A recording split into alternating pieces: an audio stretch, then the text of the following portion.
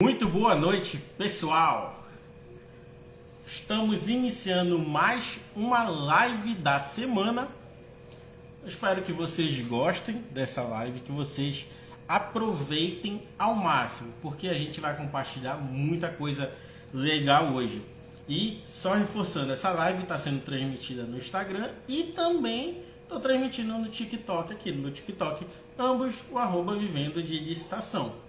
Só dá um tempinho pra Carol tá entrando, tá? Pra gente estar aproveitando ao máximo. Ela já tá logando, só aguardar o convite aqui. E pra galera do TikTok, tá? Vocês infelizmente não vão ver a Carol, mas vão ouvir ela, então vai dar pra gente estar compartilhando legal todo o conteúdo aí. Só dá um tempinho pra tá. Oi, Perfeito. Júlio. Boa noite, Carol. Tá me ouvindo direitinho? Tudo bem? Tô ouvindo tudo ok. Pô, legal. Aí, Carol, só reforçando para ti, eu acabei pegando o tablet aqui, além da gente estar fazendo essa live aqui no Instagram, estou transmitindo também para o meu TikTok, né? E aí, Ah, assim, uhum. isso, aí, assim, as pessoas não vão te ver, mas vão estar te ouvindo aí. Então, se alguém Sim, tá tiver com certo. dúvida, eu não estou falando sozinho, tá? É do pessoal do TikTok. Eu estou falando com a Carol do @licitários, tá? Muito Então, vamos bom. lá. São 20 horas e 7 minutos, exatamente. Vamos dar início à nossa live da semana. Para quem não sabe, toda semana a gente está fazendo essa live para estar compartilhando um conteúdo em específico. E na live dessa semana, a gente vai compartilhar com vocês as situações mais inusitadas e absurdas que já aconteceram com a gente nas licitações. A gente participa de licitações de vários locais, vários municípios, vários órgãos. E já aconteceu cada coisa realmente. E a gente decidiu trazer nessa live algumas dessas experiências para você que está começando nesse ramo de licitação, quer entender um pouquinho mais como funciona, para você conhecer um pouquinho mais dessas histórias. E Não, aí, e principalmente, né, Júlio, para também saber o que fazer quando se deparar com situações semelhantes que não são difíceis de acontecer, né? Infelizmente. perfeito, perfeito. Isso que tu falou inclusive, um dos pontos mais importantes dessa live, né? Que é saber como se comportar quando e se acontecer uma situação parecida com essa, né? Com as quais a gente vai compartilhar com você que está ouvindo a gente. E aí, Carol, só reforçando mais uma vez, como eu disse, tem algumas pessoas do TikTok também que eu estou transmitindo ao vivo para lá. Caso alguém não te conheça, te apresenta rapidinho aí pro pessoal. Certo. Bom, eu sou CEO, né? A gente fala CEO. Eu sou CEO da Licitares e eu presto consultoria e assessoria para empresas que participam de licitações. Já tem alguns anos que eu estou na área de licitações, vim desde os órgãos públicos, né? E há um ano, mais ou menos, eu resolvi partir para o outro lado do balcão e, ao invés de assessorar órgãos públicos, eu parti para assessoria de empresas. Órgãos públicos são muito limitados, então, normalmente a gente presta assessoria só para um órgão público, né, específico, às vezes prefeitura ou câmara. E para empresa já abre bastante leque, aí tem como a gente, inclusive, expandir, né? Dar uma possibilidade de expansão. E aí, por isso, eu resolvi abrir a Licitares e principalmente, né? Porque eu via que muitas empresas necessitavam de assessoria, porque cometiam erros erros bobos que faziam perder contratos bons, que iriam render muito dinheiro. E aí eu percebi a necessidade de poder dar uma assessoria, uma consultoria para empresas que estão justamente desse jeito, estão meio que ali sem saber o que fazer, que é isso que a gente se depara muitas das vezes, né, Júlia? A gente vê empresas em licitações que às vezes não sabem, parece que não sabem nem o que está fazendo ali, só sabe que está lá, né? Agora, por onde vai, como vai, o que fazer, fica perdidinho. E aí, por isso que eu vi que era uma excelente oportunidade. Esse ponto que tu comentou é a mais pura verdade, realmente. Foi uma das situações que me fez vir também para esse lado, né, da assessoria para empresas. Que eu também, de fato, quando eu operava o sistema como pregoeiro, eu percebi essa mesma coisa, que tinha muitas empresas que estavam lá, mas parecia que não sabiam o que estavam fazendo. E assim, até hoje, no próprio perfil, eu recebo muita gente que já está atuando, que já está trabalhando e tem muitas e muitas dúvidas. Inclusive, esse é um dos principais pontos que eu ajudo essas outras pessoas, né? Quando elas têm essas dúvidas, eu ajudo justamente nesse ponto para estar ajudando a esclarecer, para encaminhar realmente para o que ela deve ou não fazer nesse mundo das licitações. E assim, entrando para o nosso tema, né, que são as situações mais inusitadas e absurdas que aconteceram com a gente, antes de começar a tocar no primeiro assunto, eu quero te pedir para você que está aqui acompanhando a gente, clica para estar compartilhando essa live para alguém, algum conhecido que você acha que tem interesse nesse mundo de licitações, que tem alguma empresa ou que tem interesse em assessorar outras empresas para começar a participar de licitação. Compartilhe essa live que eu tenho certeza que todo mundo vai estar se beneficiando. E assim, eu quero só também deixar reforçado, se vocês tiverem alguma dúvida, pode estar mandando aí no chat, tá? Que a gente vai estar fazendo o possível para responder. Inclusive, o Ângelo aqui, ele acabou de dizer aqui no TikTok que ele não sabia da live, né? Porém, se puder fazer pergunta, ele queria fazer. Então, eu já deixo aberto aí, Ângelo, para estar fazendo as perguntas no decorrer da live. A gente pode ir interrompendo e respondendo da melhor forma possível. E aí, vamos lá. Vamos para a primeira situação. Assim, a gente reuniu para não se estender muito, porque se a gente for contar o tanto de coisa que já aconteceu, a gente ia passar dias fazendo essa live, mas para resumir um pouquinho mais, a gente conseguiu reunir 5 situações que assim, a gente achou importante comentar, porque foram coisas que aconteceram no nosso dia a dia, trabalhando com licitação, e que assim, a gente julga situações bastante absurdas, realmente, que não deveriam acontecer, mas infelizmente aconteceram e a gente vai compartilhar com vocês hoje. E a primeira delas, vou começar falando, eu quero te pedir, Carol, para tu começar a comentar sobre ela e eu complemento, a gente vai falando aqui. Mas a primeira situação absurda que aconteceu com a gente foi a recusa de intenção de recurso. Tá? Primeiramente, Carol, caso alguém esteja assistindo a gente e não saiba direito o que é essa intenção de recurso, pode dar um breve apanhado assim, para entender o contexto do porquê a gente colocou esse motivo aqui? Pois é, a intenção de recurso no pregão, né, ela precede o próprio recurso. Então, no pregão, para a gente apresentar o recurso, primeiro a gente tem que manifestar uma intenção de que queremos interpor um recurso e o pregoeiro precisa aceitar essa intenção. Obviamente que ele tem também o poder de não aceitar, não é errado ele recusar uma intenção. Porém, numa intenção de recurso, a única coisa que o pregoeiro tem que analisar são os requisitos de admissibilidade recursal, que a gente fala, né? Que é para ver se a nossa intenção ela é tempestiva, se está motivada. Enfim, são requisitos objetivos que ele deveria analisar, né, para ver se é possível da gente apresentar um recurso. Que neste recurso é que vai ser julgado o mérito. Mas o que acontece?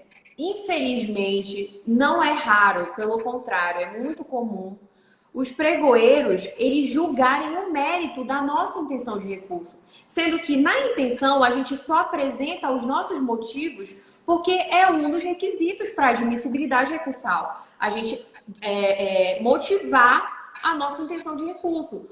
O problema é que nesta motivação o pregoeiro ele já resolve julgar realmente o mérito e dizer se está errado, se não está errado. E normalmente eles recusam, né? Logo de cara, dizem que não, que isso já foi avaliado, isso não está errado, os documentos estão realmente ausentes, né? Então, isso é algo realmente absurdo que às vezes eu não consigo compreender se é por pura ignorância de servidores que não estão preparados ou é mesmo de má fé, assim, meio que querendo desprezar o que está na lei, porque é muito claro o que está na lei sobre isso. Isso é uma coisa básica, inclusive, que toda pessoa que executa um sistema de pregão, que atua do lado do órgão, deveria saber, né, que num pregão, durante a fase de intenção de recurso, não deve ser julgado o mérito, somente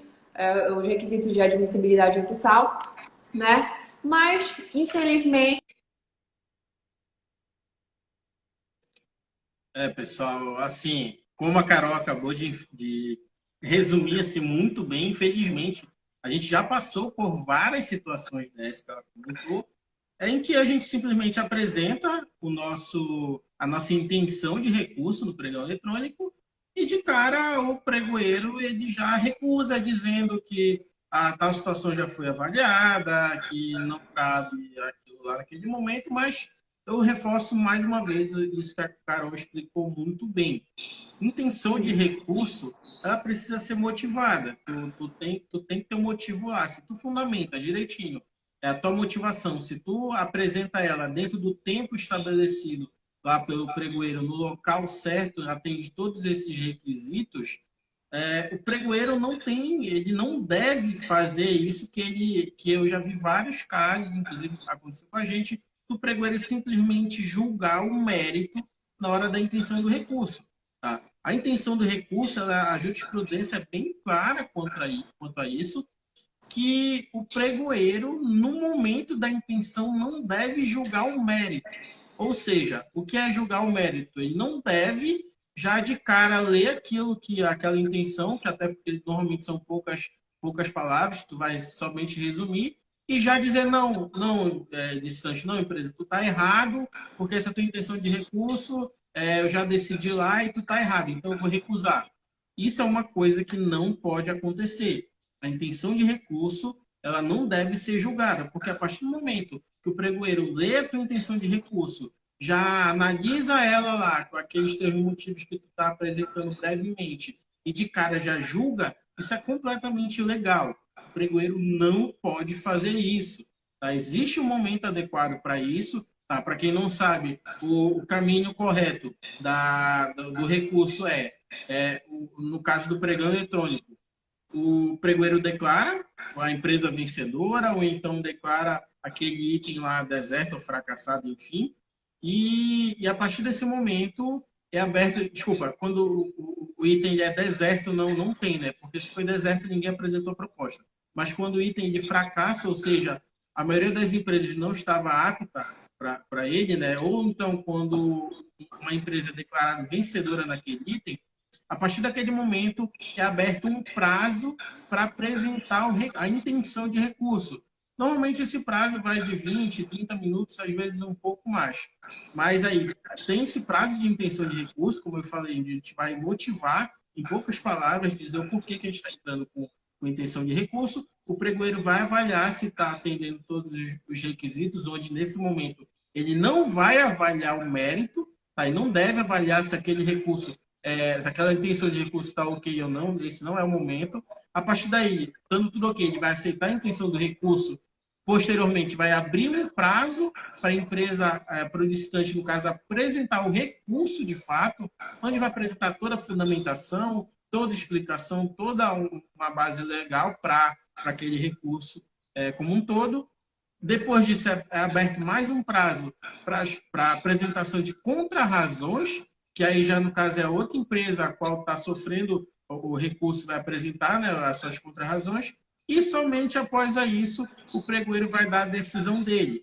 E aí o que acontece? Se o pregoeiro ele mudar de opinião, ou seja, ele aceitar o recurso, vai ser voltado lá na etapa que couber, ou se ele recusar aquele recurso apresentado pela empresa, quem vai avaliar se vai manter ou não a decisão do pregoeiro vai ser a autoridade competente. Pode ser o prefeito, o secretário, enfim, vai depender do órgão. Mas, em resumo, o recurso ele deve seguir essa etapa. Mas, voltando lá para o assunto, esse é um dos itens absurdos, uma das situações absurdas que aconteceram com a gente, eu vejo acontecer bastante, é do pregoeiro simplesmente recusar a intenção de recurso. Algo que ele não pode fazer, deixar bem claro.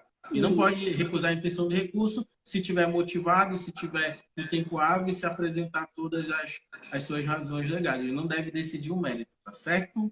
Isso, Júnior, inclusive, tem uma decisão do TCU que fala que quando o pregoeiro ele nega seguimento a uma intenção de recurso, contra esse ato cabe um recurso para a autoridade superior, que no caso, como tu disseste agora, prefeito e secretário, né? Mas, particularmente, eu nunca faço isso, né? Se o pregoeiro ele já indeferiu a minha intenção de recurso, eu já entro com denúncia já direto no Tribunal de Contas, porque a chance de eu ganhar tempo é muito maior, né? Porque quando a gente endereça um recurso para a autoridade superior contra este ato desse pregoeiro, esse recurso ele pode encontrar várias barreiras, né? E talvez a gente provavelmente não ter a resposta que gostaríamos. Então a gente já recorre No logo. próprio sistema não existe campo específico para isso também. Os sistemas Isso, não têm esse campo isso. para isso.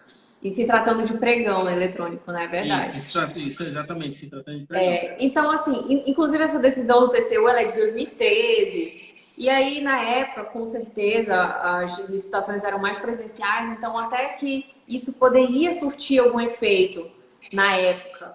Mas eu não recomendo isso. Então, aconteceu uma situação como essa, denuncia que provavelmente, inclusive, os atos posteriores a essa recusa de intenção, né, eles vão ser anulados e aí vai ser retornada a sessão, enfim, para que então a pessoa possa apresentar o recurso dela.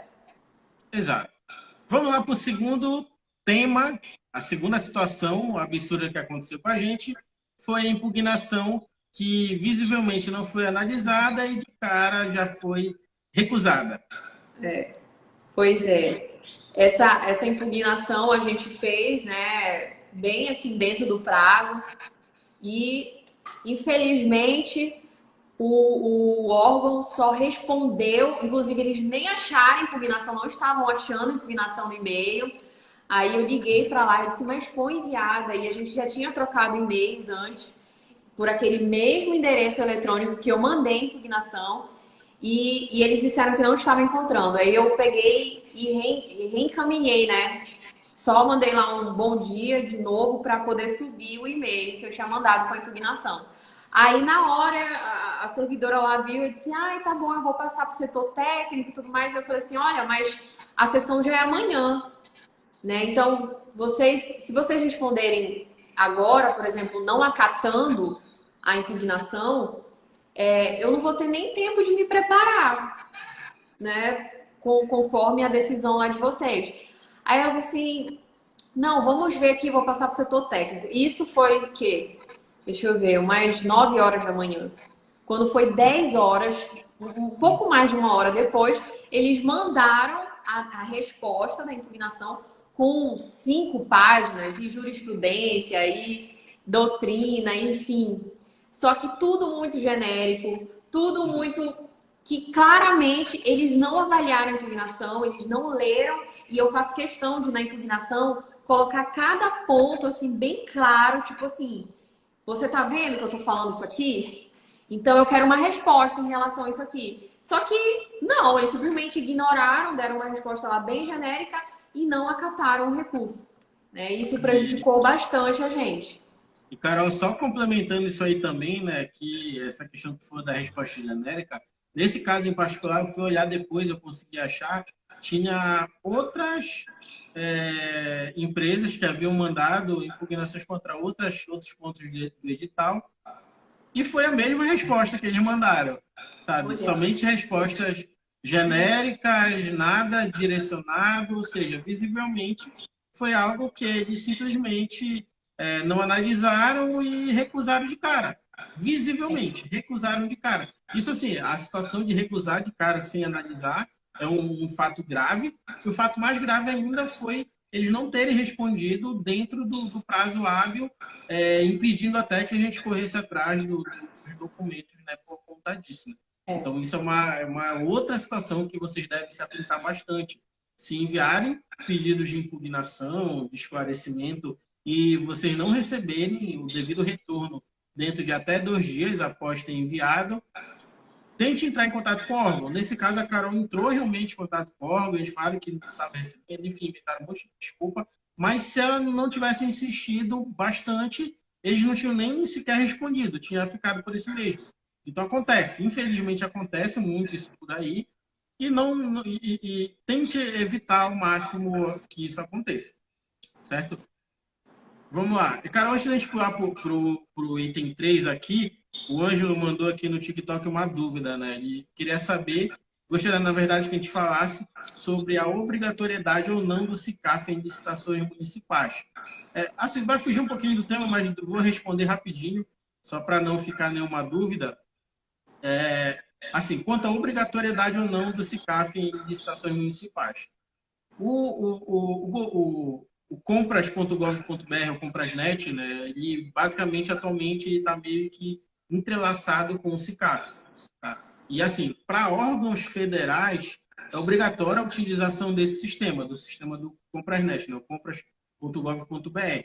Para a questão dos municípios, não é obrigatório, mas muitos municípios utilizam. E assim, se a licitação é feita através do Comprasnet, obrigatoriamente, para tu fazer o cadastro no Comprasnet, tu tem que primeiro fazer o cadastro no SICAF. Tá? Obrigatoriamente, para tu ter acesso ao Comprasnet, ao compras.gov.br, tu tem que ter acesso, tem que criar o teu cadastro lá no SICAF e regularizar ele todinho. O que acontece? O que eu vejo? Que tu realmente mantém o cadastro do SICAF atualizado. Tá? Mas o que eu sempre vejo acontecendo? Por mais que tu tenha o teu cadastro atualizado no SICAF, principalmente em se tratando de municípios, mas tu sempre vai estar enviando a mesma documentação na hora da sessão.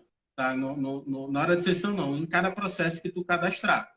Então, assim, para evitar qualquer tipo de problema, qualquer tipo de eventual erro ou falha, a Carol teve um problema, acho que ela saiu aqui, mas vou continuar.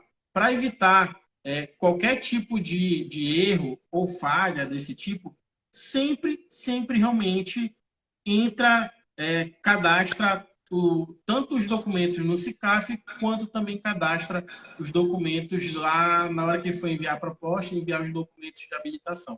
Sempre mantenho os dois atualizados, porque eu sempre falo, é muito melhor tu pecar pelo excesso de documento, ou tu ter um monte de documento cadastrado, do que tu pecar pela falta de documento e ser inabilitado e perder licitações de grana alta, tá? Grana alta mesmo. Então, cadastre nos dois, faz o possível. Certo? Vamos lá. Saí sem querer. Pois é, eu já adicionei, já voltei. Então, partindo disso, espero ter respondido a pergunta do Ângelo. Se ainda ficou alguma dúvida, pode mandar também nos comentários de novo. Mas vamos falar para a terceira situação absurda que aconteceu com a gente nas licitações, que foi inabilitação por não apresentar notas explicativas que não eram exigidas no edital. Antes da gente falar isso aí, eu quero só comentar aqui, antes de passar a bola para a Carol, que assim, a legislação, a jurisprudência, o que ela diz? Que referente às notas explicativas de balanço patrimonial, que elas podem ser exigidas desde que venha dizendo no edital. Desde que o edital venha expresso lá dizendo que precisa apresentar o balanço com as notas explicativas. Tá? O que aconteceu nessa nossa situação aí? O edital não vinha exigindo as notas explicativas do balanço patrimonial, o edital não pedia, e na hora da sessão, ao analisar os nossos documentos de habilitação, o pregoeiro simplesmente inabilitou a gente pela ausência das notas explicativas, sendo que o edital não pedia.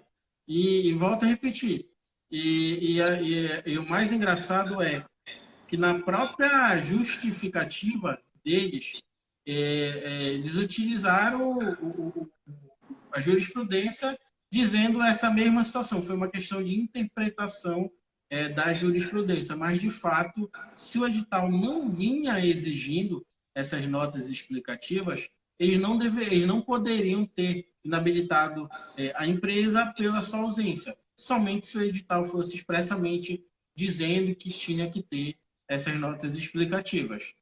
O que você tem a complementar aí, Carol?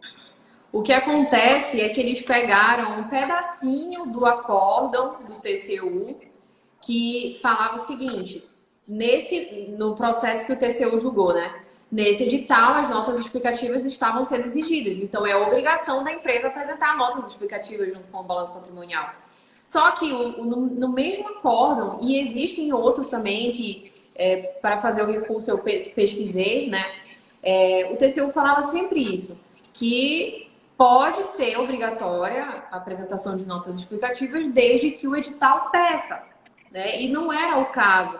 Inclusive, o pregoeiro, na justificativa dele, além de citar esse acordo do TCU, ele citou uma decisão do TCM daqui do Pará, que nem os próprios servidores do TCM conhecem essa decisão, porque ele escreve lá a justificativa dele e só coloca, né, a referência lá, o número do acórdão. E ele citou um acórdão do TCM Pará que eu pesquisei, eu liguei, mandei e-mail pro TCM e ninguém encontrava a tal da decisão, né?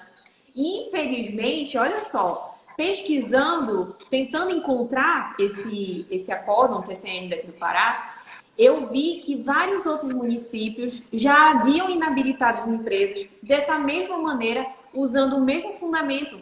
Então, olha só, né? Eu acho que um saiu copiando do outro sem se dar nem o trabalho de ver se aquilo estava correto, né? E, infelizmente, aqui, eu fazendo essa pesquisa, vi que é comum alguns órgãos inabilitarem empresas por isso. Porque olhou o balanço, viu que não tinha notas explicativas, tá aqui, tá inabilitada, sendo que o edital nem falava nada sobre isso. É legal, inclusive a Maria Júlia complementou aí perfeitamente que acontece justamente isso aí, que por vários municípios, vários outros órgãos, eles inabilitarem pela ausência das notas explicativas, quando eles chegam em alguns lugares, algumas empresas entram com recurso contra a habilitação de outra empresa, alegando que ela não apresentou as notas explicativas, sendo que entra nessa situação. Se o edital não exigiu, logo não é uma obrigação. Entendeu? Não é uma obrigação. Então, isso acaba confundindo até mesmo a cabeça dos próprios licitantes, das próprias empresas. Porque em alguns lugares eles exigem e acho que é legal exigir. Quando tem esse parêntese aí que precisa ser entendido muito bem. Que ele, claro, pode ser obrigatório desde que o edital venha expressamente exigindo essa situação aí. E aí, inclusive, aqui, o Eduardo fez uma pergunta, né? Nesse caso, não acontece de algum órgão beneficiar alguma empresa em específica? Assim, a gente não pode... a gente não pode chegar e dizer que é isso, porque mas, no mínimo, é suspeito e duvidoso certas exigências que são feitas nas licitações. Infelizmente, não é em todo lugar. Tá?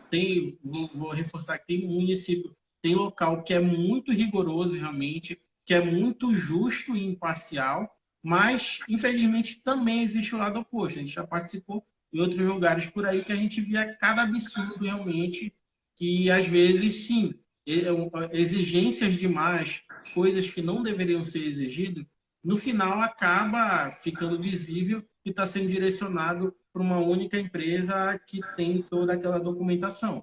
Aí, infelizmente, isso acontece. E aí, já vou dar inclusive um spoiler para vocês, que na semana que vem a gente vai ter um convidado que ele trabalha justamente no Tribunal de Contas do Distrito Federal. E aí a gente vai falar justamente dessa questão das denúncias, que esse é um ponto que é muito importante. Muita gente acaba ignorando isso aí, de fazer as denúncias das irregularidades, mas que isso, de fato, acaba sendo crucial para o bom andamento das licitações no geral, como um todo. Tem que rir para não chorar. o que eu posso dizer. Infelizmente. Infelizmente. E partindo disso, vamos para a nossa quarta situação, que a gente passou, né, trabalhando aí, que foi a obrigatoriedade de visita técnica, ignorando a possibilidade de dispensa dessa visita técnica. Comenta aí, Carol, com a gente. Esse só dá para chorar, não dá nem para rir. Bom, esse caso aqui foi, assim, para mim até hoje, foi o mais icônico, né? Porque simplesmente o órgão não deu possibilidade nenhuma de visita técnica. A gente impugnou, eles responderam dizendo que não dava para substituir a visita técnica por declaração, que isso tem aí mil jurisprudências do TCU falando que é completamente pertinente possibilitar essa substituição da visita técnica por declaração, porque, do contrário, o órgão acabaria restringindo a competição, porque nem todos os licitantes têm como fazer visita técnica, às vezes são de outros estados, enfim, né? Isso realmente restringe a competição, então é necessário que seja possibilitada a substituição por declaração. E aí o que acontece, né? O órgão não permitiu que a gente substituísse a visita técnica por declaração, só que a visita técnica não era nada mais, nada menos do que visitar durante um prazo de 8 dias úteis, das 8 às 17, 300 unidades de saúde, espalhadas numa cidade de região metropolitana. Então, imagina como que um ser humano consegue fazer visita técnica em 300 unidades dentro desse prazo, né? A gente fez aí uns cálculos, teria que ser 37 unidades por dia, né? Das 8 às 17 da tarde não dá, porque visita técnica não é simplesmente você passar na frente da unidade e ir embora. Isso não é visita técnica. Visita técnica, você tem que analisar a estrutura, você tem que analisar equipamentos, você tem que fazer toda uma inspeção, né, e avaliações, porque inclusive a visita técnica, ela embasa a elaboração da tua proposta de preço. Porque daí, vendo em loco as dificuldades, distanciamento, enfim, né, todas as avaliações ali, elas têm implicação direta na formulação da proposta. Então, não tinha como. Mesmo que a gente tentasse fazer de uma forma rápida, não tinha como, não ia fazer direito, né? E outra, a visita técnica, ela é acompanhada por um servidor do órgão. Então, o servidor, ele tem as instruções dele lá para direcionar a pessoa para os locais, enfim. Não tem, nem se a gente quisesse fazer rápido, não tem como, né? Então, imagina só, né? Impossível, seria impossível. E aí, nesse caso, a gente teve que entrar com uma denúncia, que até hoje não deve estar rolando, mas graças a Deus o processo foi suspenso, porque, né, não quis ouvir a gente, né, de forma amigável, então tivemos que tomar outras atitudes. E olha só, é um processo da saúde, né, da Secretaria de Saúde, que por conta dessa exigência, por conta deles quererem insistir no erro, a gente teve que fazer a denúncia e aí o processo foi suspenso. Olha só o prejuízo que isso, o próprio órgão, né? Porque não é culpa nossa, a gente só está pleiteando o que é justo, o que é por direito, mas olha só o que o próprio órgão gerou de prejuízo para a sociedade ali daquela cidade que necessita de assistência médica. Então, foi assim uma inconsequência do próprio órgão. Achou que não ia dar em nada, né? Achou que assim, a gente ia deixar passar batido. E não, inclusive essa é a estratégia, né, Júnior? A gente entra com toma todas as medidas possíveis para resguardar nosso direito, para tentar fazer os órgãos entenderem que não é casa da mãe Joana. E aí é muito importante realmente essa questão da denúncia, justamente por esse ponto que tu acabou de comentar aqui, porque assim, se o cara sempre fez errado e ninguém bateu nele, ninguém questionou, ninguém realmente reclamou nos órgãos de controle, ele vai sempre continuar fazendo errado. Sim. Entendeu? Então, se faz errado, prejudica tanto os participantes da licitação, quanto principalmente prejudica a população. Tá? Prejudica a população que precisa daquele serviço ou daquele trabalho. Um exemplo disso foi uma licitação aqui que, inclusive, a gente participou recentemente. Eu até gravei um vídeo falando sobre a situação que aconteceu, que simplesmente o órgão ele encheu de exigências no edital, um monte de coisa absurda realmente que não poderia exigir. Foi entrado, a gente entrou com pedido de impugnação, eles simplesmente recusaram e ignoraram o nosso pedido de impugnação. No total, foi 6 ou 7 empresas que participaram. E, assim, o processo, se eu não me engano, era por volta de 3 milhões. A nossa empresa estava em segundo lugar na fase de lance, ficou por volta de 2 milhões. E aí, assim, a primeira foi inabilitada, porque não estava com todos os documentos. A gente foi inabilitado por conta de umas certidões que não poderiam exigir. Eles Ilegais. Ilegais. O terceiro foi inabilitado, o quarto foi inabilitado, o quinto foi inabilitado.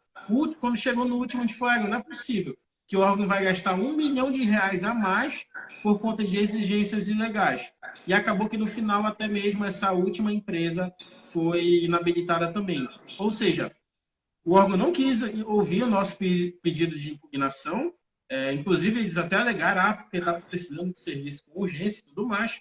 Não viram, colocaram coisas que não deveriam colocar, que não podia ser colocado, o processo fracassou, e aí o que aconteceu? A população ficou sem o serviço. Infelizmente, a população ficou sem um serviço por conta de que o órgão não quis se retratar, entendeu? Quis colocar um monte de coisa para restringir a competição, acabou que ninguém conseguiu vencer. O objeto acabou fracassando, ficando sem o serviço. Aí, provavelmente, eles vão ter que republicar esse edital, passar por todo o processo de novo e abrir uma nova licitação. Muito provavelmente, eles vão ter que fazer isso. Júlio, isso até me lembrou uma situação, na época que a gente trabalhava no órgão, né, que a gente conversou no sentido de que, às vezes, a gente está com tanta pressa para finalizar aquele processo, porque tem alguma urgência em relação a ele, mas se você não faz as coisas corretas, ainda que você queira que ele termine rápido, se você fizer errado, ele vai atrasar, ele vai demorar, porque alguém não vai ficar satisfeito, alguém vai tomar alguma atitude que vá impactar aquele processo. Então, se você tem pressa, beleza. Vamos, então, tentar fazer que o procedimento corra de uma maneira célere. Mas não tente fazer coisas indevidas, tomar decisões equivocadas, consciente às vezes, né? Só para tentar fazer correr, porque é pior. É pior. É melhor você perder ali 10 dias ou 6 dias concedendo prazo para recurso, para contrarrazões, do que você perder 1 mês, 2 meses, porque o processo foi suspenso, né? Enfim, tantas coisas. Infelizmente, isso não deveria acontecer, mas acontece. Infelizmente, muito infelizmente mesmo, que assim, a ideia dos processos licitatórios é justamente conseguir o melhor preço, tá, da empresa mais qualificada, melhor qualificada. Então, não é simplesmente só preço e também não é simplesmente só vender para qualquer empresa, não. É esse conjunto de fatores, que a empresa esteja toda ok, esteja toda regularizada, seguindo a legislação, e que principalmente a obtenção do menor preço. Mas, para isso, justamente, o órgão precisa entender realmente a jurisprudência. Às vezes, eu até entendo que existem muitos profissionais que estão trabalhando, que não têm tanta experiência, acabam não se reciclando de fato e fazem coisas acreditando que estão fazendo certo, mas, na verdade, estão indo contra do que a legislação diz. E aí, antes da gente chegar para a nossa quinta e última situação, eu quero te pedir para você que está assistindo a gente, se ainda não curtiu essa live, clica no botão aí, no coraçãozinho, curte e compartilha também e manda para aquela pessoa que está precisando ouvir ou então aprender sobre essas situações que aconteceram com a gente. E vamos lá. Partindo para a quinta e última situação que aconteceu com a gente, foi marcar o retorno da sessão para um dia e retornar no dia anterior da data marcada. Pá, Júnior, infelizmente isso aconteceu. Foi agendado o retorno para um dia e voltou a sessão no dia anterior, um dia antes. Comenta aí, Carol, sobre isso. Pois é, inclusive essa tá quentinha, né, Júnior? Foi semana passada, né? A gente participou de uma tomada de preço, então já não é um pregão, já era uma licitação presencial, né? E a abertura da sessão, ela foi no dia 16 de maio. E aí, nesse dia, receberam os documentos de habilitação e aí o presidente da comissão, ele viu que não dava para analisar todos os documentos de habilitação naquele dia, então ele marcou o retorno para ele já apresentar a decisão, ele teria aí alguns dias para estar avaliando esses documentos. E aí, o que acontece? O meu cliente, ele foi para a sessão e ele ouviu as pessoas, o pessoal da comissão na hora falar que a sessão iria retornar no dia 24 de maio, né? Só que quando a gente olhou a ata, estava escrito 25. E aí eu fiquei assim, bom, o que a gente leva em consideração, né? O que está escrito ou o que foi dito? Que poderia ser dito qualquer coisa. E, na verdade, tudo que é dito em uma sessão pública tem que ir para a ata, né? E aí, eu dei a sugestão para ele de ir no dia 24 só para conferir, né? Se ia ter ou não a sessão. Só que o meu cliente ele já tinha compromissos no dia 24 e não dava para ir. E eu disse, bom, seguindo a lógica do que deve ser um processo licitatório, com principalmente transparência, né? Eu disse, então vá no dia 25, porque é o dia que deve ocorrer a sessão. Ainda que a pessoa, durante a sessão pública, que falou que seria no dia 24, ela tenha realmente imaginado que seria no dia 24, ela provavelmente, quando assinou a ata, que a ata é lida no final da sessão, ela deve ter percebido que lá estava a data do dia 25, né? Mas aí, para a nossa surpresa, quando o cliente chegou na sessão no dia 25, recebeu a notícia de que a sessão já tinha ocorrido no dia anterior. Sendo que eram 6 empresas participantes e apareceram 2 apenas. E eram 2 empresas locais, né, do mesmo município. Então, obviamente que não vou julgar, né, mas surpreendentemente só essas 2 empresas apareceram e aí as outras 4 ficaram prejudicadas, porque chegaram lá na data que estava consignada ali na ata e não tinha mais sessão, já tinha ocorrido. E o pior, o pregoeiro, o presidente da comissão, ele escreveu isso na ata, que as empresas que não compareceram na sessão pública tinham perdido o direito de recorrer. Não tinha mais o direito de recorrer porque elas não tinham manifestado intenção de recorrer. Mas aí o que acontece? Quando se trata de licitação das modalidades tradicionais, que é concorrência, tomada de preço, leilão, né? Não existe isso de intenção de recurso. A intenção do recurso, ela é própria do pregão. Então, já está errado aí, né? Não tinha esse negócio de manifestar a intenção de recurso. E o fato do representante da empresa não ter ido para a sessão não faz ele perder o direito de recorrer, porque a Lei 8.666, que é a Lei Geral de Licitações, que é cabível para essas hipóteses de licitação da modalidade tradicional, ela é bem clara que quando um dos licitantes não está presente na sessão, o resultado da sessão tem que ser publicado e dada a possibilidade para recorrer no prazo de 5 dias. E aí não foi isso que aconteceu. O presidente da comissão simplesmente misturou leis, né, que isso inclusive é completamente vedado no ordenamento jurídico brasileiro como um todo, não pode a gente fazer combinação de leis. E ele simplesmente fez isso, né? Combinou lei do pregão com a Lei Geral de Licitações e ele fez uma coisa assim maluca, né? E fez um boneco lá de retalhos. E aí, inclusive, já declarou, na mesma sessão, já declarou a empresa vencedora e tudo mais.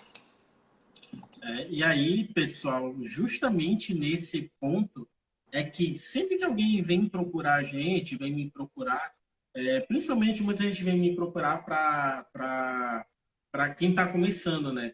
E aí a gente sempre fala, olha, dependendo do caso da pessoa, é muito mais aconselhável contratar, em vez de contratar o treinamento, que a gente também tem, a gente indica a assessoria. Por que assessoria?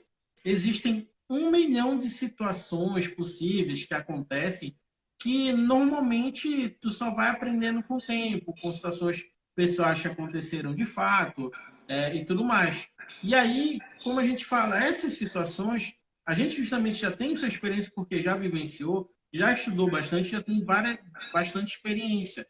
E aí, às vezes, pode acabar que alguém que está sendo, de certa forma, aventureiro, está começando agora nas licitações, começa a participar sozinho, pode passar por essas situações e nem entender que está sendo lesado, porque simplesmente desconhece. E aí, justamente, essa é a importância de, beleza, eu quero participar das licitações para minha empresa, eu quero começar, beleza, vá, mas sempre tente, sempre faça o possível para estar se reciclando. A gente fala hoje em dia que não existe aquele negócio, eu não tenho como aprender isso aqui.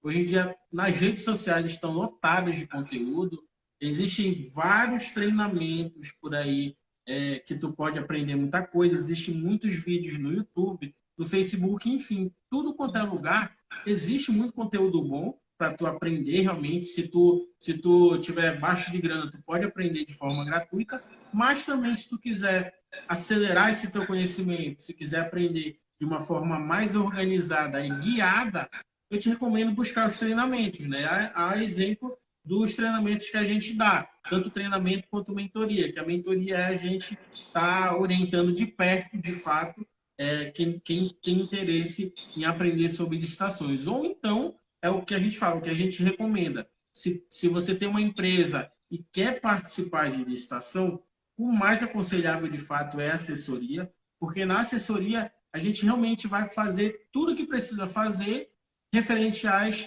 licitações públicas, como nesses casos daí, que a gente encontra muitas irregularidades, muitas coisas erradas, e quando a gente entra com as reclamações, com os questionamentos e não é atendido, a gente apresenta inclusive as denúncias aos órgãos de controle. Foi o exemplo que aconteceu nesses casos aí, do pessoal que ignorou a nossa reclamação, a gente entrou com denúncia e o processo teve que ser suspenso, por conta da denúncia que a gente apresentou. E aí, é justamente isso. Se especialize, de fato, realmente, pegue esses pontos que a gente comentou aqui, porque assim são pontos que eu entendo que são muito importantes, são situações que aconteceram com a gente, que eu tenho certeza que é muito provável de acontecer contigo se tu estiver trabalhando ou se tem interesse em trabalhar com licitação. Então, por isso é muito importante sempre estar acompanhando tanto os conteúdos gratuitos, as nossas lives, que toda quarta-feira a gente está fazendo. A gente está fazendo agora no Instagram, mas também eu estou fazendo no TikTok aqui, transmitindo para quem quer ouvir. E você quer complementar mais alguma coisa, Carol? Não, acho que é isso mesmo, né? Quando a gente começa nesse ramo, é claro que a gente vai aprendendo, às vezes, até com os próprios erros, né? Mas é muito ruim quando você decide participar de licitação e quer aprender com os próprios erros. Porque, na verdade, é um erro que está te gerando prejuízo financeiro. Não diria até um prejuízo financeiro, mas está fazendo você deixar de ganhar dinheiro. Né? Então, o interessante realmente, ou você se especializar e tentar estudar realmente para você ter, inclusive, atitudes inteligentes dentro de uma sessão, você se manifestar da forma correta, ou então você contrata uma assessoria que pode encurtar até o caminho para ti, até chegar a um contrato administrativo, né? Porque às vezes a pessoa ela nem sabe que poderia recorrer contra uma decisão que prejudicou ela, e às vezes é esse recurso que vai gerar a vitória dela naquela licitação e, enfim, fechar um contrato que vai aí fazer ela dar um salto na empresa dela. Então, por isso que é importante. Ou você estuda bastante para você não fazer besteira, ou então você contrata especialistas que podem estar fazendo um trabalho aí para você de qualidade. Claro que é importante sempre ressaltar, né? Que a assessoria, ela não é uma garantia de que você vai vencer todas as licitações, mas é uma garantia de que você sempre vai estar, no mínimo, respaldado com todos os seus direitos e com todas as medidas possíveis para respaldar os seus direitos. E vale só reforçar que esse mundo das licitações, esse mercado, que é um mercado gigantesco realmente, porque assim, eu sempre falo, o governo compra de tudo, literalmente tudo. Se você sair na rua, dar uma volta pela sua cidade, olhar praticamente a maioria das coisas que você vai encontrar, o governo compra, desde árvore, compra grama, asfalto, nos órgãos, material de expediente, caneta, computador, lápis, borracha, compra vidro, compra areia, compra lâmpada, compra poste, compra tudo que tu imaginar realmente, o governo compra. Mas assim, para tu entrar realmente nesse mercado, se tu for entrar como empresa, tu precisa realmente te especializar ou contratar alguém especializado. Tá? Se tu for dono de empresa, eu mais recomendo, de fato, que contrate alguém especializado para estar te orientando, para estar te ajudando, no caso de uma assessoria, ou se você quer trabalhar como assessor, buscar realmente se especializar bastante, realmente. Se especializar muito, estudar bastante, comprar, assistir o máximo de cursos que tu puder e, se possível, ter também um mentor para estar do teu lado, te orientando e dando todas as dicas que tu precise, né? Porque assim também, existem várias situações que dúvidas só vão surgir no dia a dia. Tu, de fato, trabalhando na hora lá que vai aparecer uma dúvida. E se tu não tiver ninguém para te orientar, para tirar essa tua dúvida, infelizmente, tu corre grande risco de acabar fazendo alguma coisa errada e prejudicar o teu eventual cliente. Quer fazer umas considerações finais, Carol, para a gente finalizar? Bom, novamente agradecer a oportunidade, né, da gente estar trocando essa ideia, tendo essa conversa assim, bem descontraída e podendo contribuir também com o conhecimento de outras pessoas, né, para que outras pessoas também aprendam com a gente. Então, e, obviamente, a gente sempre está disponível, né, Júnior, para estar tirando dúvidas, enfim, tá auxiliando no que for possível. E antes de finalizar, quero só responder uma pergunta aqui do Júlio, me perguntou se eu sou engenheiro. A resposta é não, eu não sou engenheiro. A minha formação é licenciatura em ciências naturais, biologia, e eu trabalho com licitação. Ou seja, tu não precisa necessariamente ser engenheiro, tu não precisa necessariamente ser advogado, basta tu realmente ser bom, querer estudar, querer aprender realmente, de fato, aprender muito, que tu pode entrar nesse ramo, tanto como representando a tua própria empresa, como também prestando outras assessorias, né? Então, é isso. E assim, para E finalizar, eu também, gostaria Júnior, só para complementar, talvez alguns engenheiros eles não saibam disso, mas tem as modalidades tradicionais das licitações, que é tomada de preço, concorrência, né? Tem também pregão para obras, mas principalmente tomada de preço e concorrência, elas são mais voltadas para as obras. E algumas empresas de engenharia têm muitas dificuldades para elaborar plano orçamentário, cronograma físico-financeiro, né? Então, é uma excelente oportunidade também para os engenheiros estarem entrando nesse ramo para assessorar empresas de engenharia que às vezes não tem tempo ou não consegue elaborar essas planilhas aí que são próprias técnicas, né, de engenharia. Então, é uma oportunidade para ele estar ganhando dinheiro também com Perfeito, isso aí, entendeu? licitação. Então, se você é engenheiro, aproveite essa dica que, de fato, é um segmento muito grande, precisa de profissional qualificado, tá? E é uma excelente oportunidade para se especializar e estar seguindo nesse ramo também. E para finalizar, eu quero estar te agradecendo por ter ficado até aqui. Eu espero do fundo do coração que tenha gostado, tenha aproveitado ao máximo essa live. E já quero deixar o recado aqui para a próxima semana também. vamos estar continuando na live da semana. A live da semana, normalmente, a gente está fazendo às quartas-feiras, agora no horário de 20 horas e 7 minutos. Então, 7 minutos porque eu não gosto de horário cheio, horário inteiro, por isso que a gente quebra às 20 horas e 7 minutos. Então, na quarta-feira que vem, a gente vai estar aqui de novo. Como eu já adiantei no meio da live, a gente vai estar falando sobre denúncias de irregularidade junto aos órgãos de controle. Então, se você quer saber um pouquinho mais sobre isso, já anota aí. Na próxima quarta-feira também vamos estar dando continuidade à nossa live da semana. E muito obrigado por você que ficou até aqui.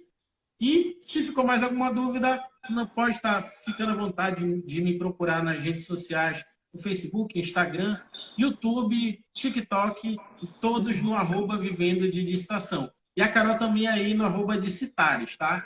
Então acompanha a gente, se tiver dúvida, manda lá. Muito obrigado. Tchau, tchau. Até quarta-feira que vem. Tchau.